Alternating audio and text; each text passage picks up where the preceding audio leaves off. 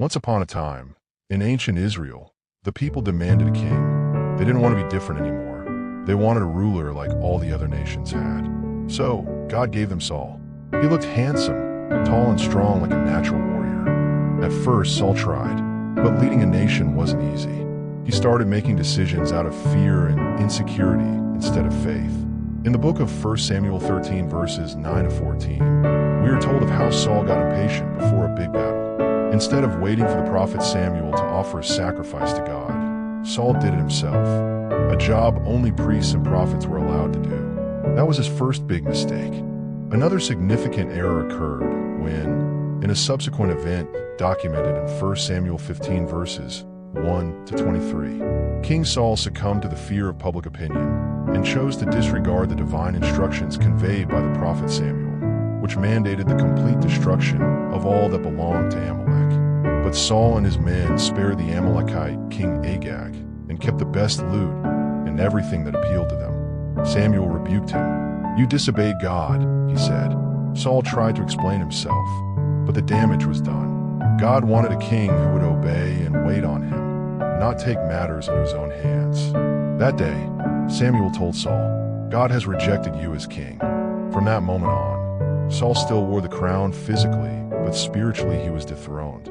God's blessing was removed from him, but unbeknown to everybody, change was coming. Meanwhile, somewhere in the shadows, out in the hills, a new kind of leader was being prepared and developed by God. Far away, in the town of Bethlehem, lived a teenage shepherd named David. He wasn't famous. He wasn't the oldest or the strongest. In fact, he was the youngest of 8 brothers. His days were quiet, playing worship music, protecting sheep, learning patience. He led the kind of life that shapes character in silence, where no one was watching but only God. Then one day, God spoke to Samuel again. "How long will you mourn for Saul, since I have rejected him as king over Israel? Fill your horn with oil and go to Jesse's house in Bethlehem. One of his sons will be the next king." Samuel was nervous.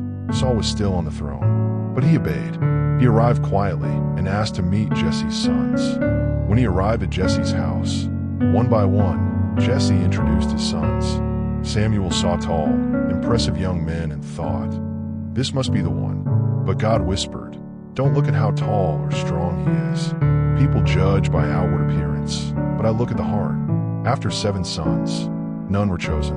Samuel asked Jesse if there were still other sons. Jesse replied, "There is still the youngest, David, but he is out in the fields watching sheep and goats." Samuel asked Jesse to have him called. As a shepherd boy, no one even considered him important enough to be there at first. But as soon as David walked in, God said, "This is the one." Right then and there, Samuel asked everyone to stand up, and he anointed David with oil. In that moment, the Spirit of God came powerfully upon him, and David was anointed king that day. David was not inaugurated as king over Israel overnight. He went back to the fields, but something had changed. He now carried a calling, a sacred anointing, a quiet strength, and a heart aligned to God's purposes. This story reminds us, leadership isn't about status only. God chooses whom he wants. It's also about character. While Saul looked like a king, David lived like one in secret, loving and worshiping God, learning, waiting, and developing spiritual muscles. And in God's eyes, that made all the difference. Man looks at the outward appearance, but the Lord looks at the heart.